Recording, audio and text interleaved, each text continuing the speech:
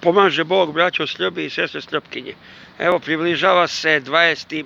mart, veliki narodni protest na Trgu Republike. Očekujem da se na Trgu Republike sjati cela Srbija. Znači sve ono srpsko što razmišlja zdravo, srpski, slobodno, da izađe, da se suprotstavi ovoj diktaturi koja nas već dugo godina smara. A naročito u ovih godinu dana baš onako nas pojačno smara.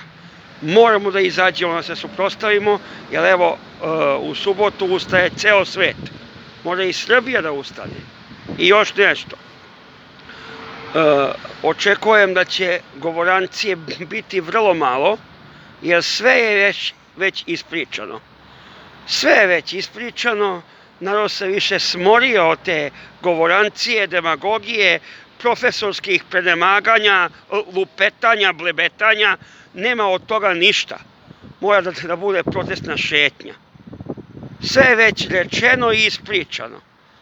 I prema tome govorim sada, sugerišem govornicima da što manje lupetaju, a da što više krenu u akcije. U akcije, što znači protestna šetnja. Samo nas to može spasiti. Hvala.